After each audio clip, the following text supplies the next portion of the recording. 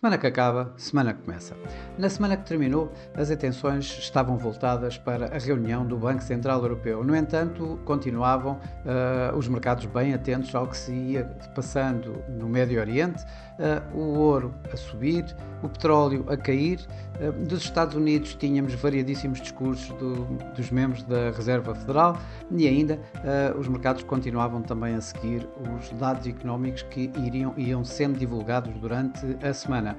No Médio Oriente, o mercado continuou atento às tensões que continuam a ser bastante elevadas no conflito entre Israel e, neste momento, o Hezbollah e o Hamas. Vários ataques do Hezbollah deram origem a outras quantas respostas por parte de Israel no Líbano e o mercado continua à espera da tal resposta que Israel irá dar ao Irão e que, consoante essa mesma resposta, o mercado poderá ir para mais aversão ao risco ou menos aversão ao risco. Para já, o ouro continuou durante esta semana a fazer novos máximos, em clara fuga dos investidores para ativos de menor risco ou ativos de refúgio, como é o do ouro. Por outro lado, o petróleo, apesar de o conflito continuar aceso ali naquela área especial do Médio Oriente, continuou a cair esta semana, isto muito à custa de a fraca procura ou de diminuição na procura.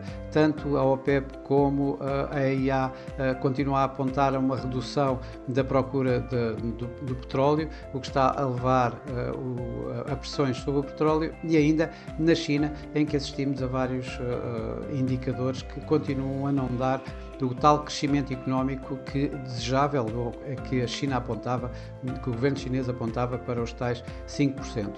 Por outro lado, em termos de mercados, em termos de dados económicos, durante esta semana, nos Estados Unidos tivemos as vendas a retalho acima do esperado, na Europa praticamente não tivemos dados, enquanto verificámos então na China os tais dados relativamente mistos.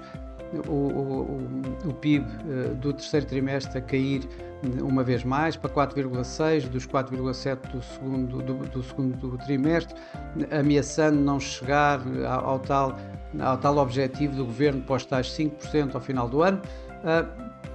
Embora tivéssemos aqui alguns dados positivos, como o da produção industrial e como das vendas a retalho, já o mesmo não se poderá dizer da inflação, que continua a cair. Em Inglaterra tivemos dados mistos no emprego, tivemos uma inflação de novo a cair e abaixo dos 2%, enquanto as vendas a retalho voltaram a aumentar.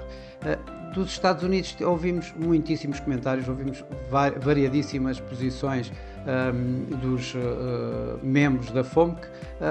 A grande maioria reitera o cuidado de terem novos cortes de taxa de juros. Mostraram alguma surpresa aos dados que saíram do mercado de trabalho e recomendam alguma cautela nos próximos cortes. Isso continua a levar, digamos,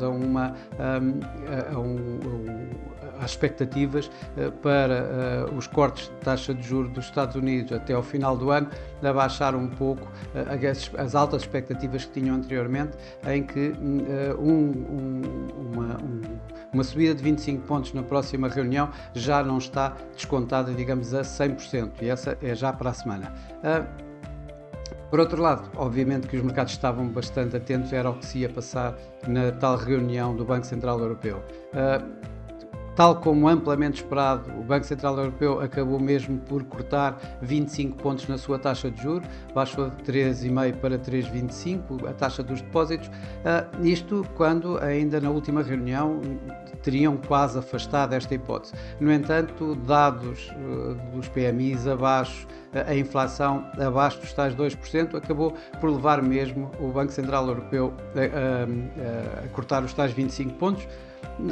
A senhora Lagarde não deu nenhuma orientação futura para a próxima reunião, disse apenas que continuam reunião a reunião, dependente de dados, e exatamente por isso é que cortaram estes 25 pontos na reunião desta semana, e alertando para que vamos ter vários dados até lá, até dezembro, onde provavelmente vai haver uma reavaliação do crescimento económico, das projeções do crescimento económico e da inflação por parte do Banco Central Europeu, isto para definir melhor qual o ritmo de cortes de taxa de juros, deste novo ciclo de cortes de taxa de juros que o Banco Central Europeu começou aqui há uns meses atrás. Ora, isto tudo acabou com o mercado acionista de uma forma global positivo. Na Ásia foram mistos, tivemos aqui assim, foram ajudados um pouco pelos estímulos, ou pelo menos por alguns detalhes mostrados por parte da China nos estímulos anunciados aqui há 2-3 semanas atrás, mas de alguma forma praticamente foram só esses mercados chineses que ganharam, todos os restantes na Ásia acabaram por cair, com o Nikkei a cair aqui à volta de 1,6% esta semana. Já na Europa e nos Estados Unidos os mercados estiveram razoavelmente positivos. O DAX foi o que mais subiu na Europa e ganhou aqui à volta de 1,5%, enquanto nos Estados Unidos os principais índices ganharam um pouco menos de 1%, aqui com o S&P 500 a ganhar cerca de 0,9%. Por cá, por Portugal, o PSI surpreendeu, digamos, com uma performance abaixo dos seus pares na Europa, acabou por perder 1,2% esta semana, pressionada pelas perdas, por exemplo, de uma Galp, que caiu 3,5%, à volta de 3,2%, melhor dizendo, e uma Mota-Engil, que por outro lado foi a que mais ganhou esta semana e ganhou apenas 1,5%.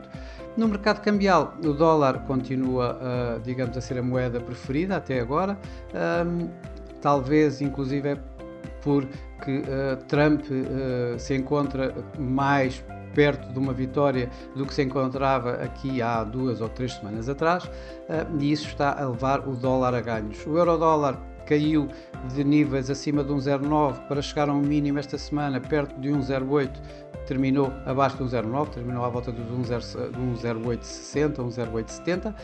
Já o Yen teve uma semana um pouco menos volátil.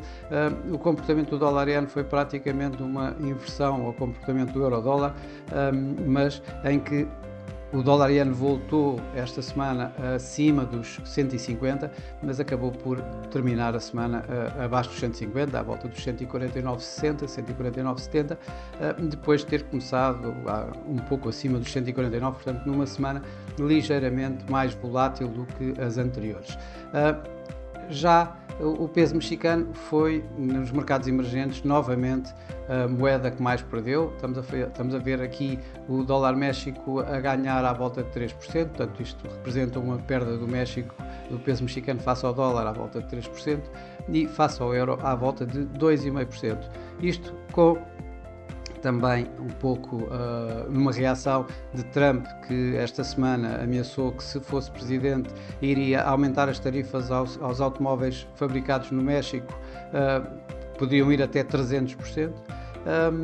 Também o FMI fez projeções para a economia mexicana em que com uma desaceleração no crescimento para 1,5%, e a ajudar, digamos, a estas pressões sobre o peso mexicano, às perdas do peso mexicano, também das minutas do próprio Banco Central mexicano, que apelavam talvez para uma política monetária menos restritiva, com os mercados já a descontarem tipo 50 pontos base de corte até ao final do ano. Tudo isto acabou por levar o peso mexicano a perdas durante esta semana. No mercado das commodities, tal como já começámos logo a dizer no início deste vídeo, o ouro, que foi o que mais ganhou entre o ouro e o petróleo, os que mais ganhou. O ouro ganhou cerca de 2,5%, 2,3%, atingiu as 2.700 dólares por onça pela primeira vez, fez obviamente um novo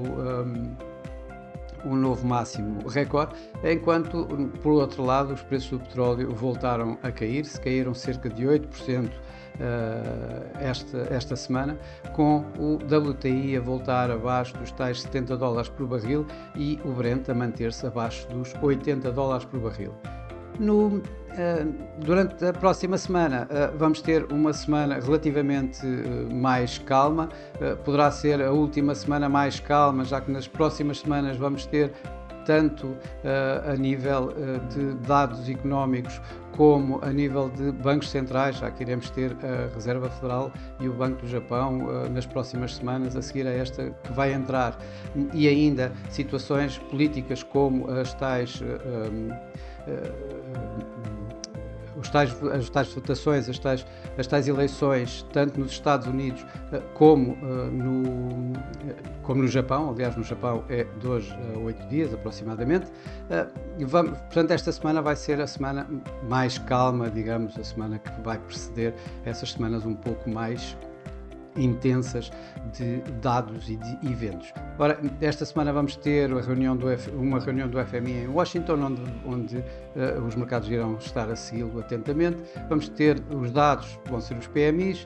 O Banco do Canadá é o Banco Central a observar esta semana, e ainda mais alguns, com uma aceleração, digamos, na apresentação de resultados empresariais. Claro que o mercado vai continuar a olhar para o que se vai passando no Médio Oriente. Este fim de semana já tivemos mais alguns ataques do Hezbollah a cidades de israelitas, e inclusive à residência oficial do seu primeiro-ministro. Provavelmente vai levar a novas respostas a mais ataques israelitas e, portanto, as tensões, uma vez mais, a manterem-se elevadas nesta zona do continente. Tal como disse, o FMI vai reunir-se em Washington esta semana. Vão haver imensos discursos lá, nomeadamente Andrew Bailey do Banco de Inglaterra, e isto a dias que estamos também de uma reunião do Banco de Inglaterra, e com um Andrew Bailey que costuma ser bastante escasso nas palavras. Vamos ter lá também Christine Lagarde, aliás, como vamos ter uma grande parte de responsáveis de bancos centrais nesta reunião. Por outro lado, na Rússia vamos ter, em Kazan, vamos ter a reunião dos BRICS, onde poderemos ter aqui assim mais algumas situações em termos políticos ou geopolíticos de países como a Rússia, como o Brasil, a Índia e a China, relativamente à Rússia, que poderão ter algum impacto nos mercados. Em termos de dados macroeconómicos, irão ser uma vez mais os PMIs esta semana a ser o grande impulsionador de mercado. Não nos podemos esquecer que os PMIs abaixo do esperado logo no início do ano quase, foram os que deram origem a que o Banco Central Europeu mais rapidamente olhasse para cortes de taxa de juros. Provavelmente foi esses mesmos PMIs aqui há um mês atrás que acabaram por originar uma mudança no ritmo de cortes de taxa de juros, que depois do BCE ter dito que provavelmente não iria fazer nada nesta reunião de outubro, acabou por cortar em 25 pontos, e estes vão ser os primeiros dados do tal conjunto de dados que o Banco Central Europeu irá analisar relativamente à sua reavaliação para o crescimento económico e para a inflação.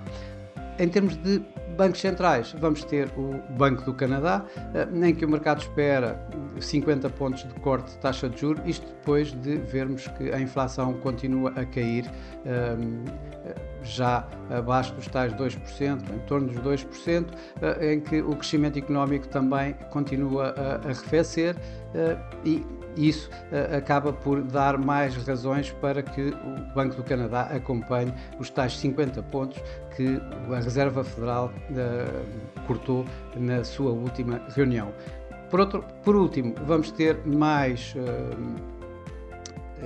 resultados empresariais, com empresas que, por norma, até costumam ter algum impacto no mercado, como é o caso da Tesla, a Coca-Cola, a UPS, e isto entre muitas outras que vamos ter a oportunidade de ver como resultados esta semana.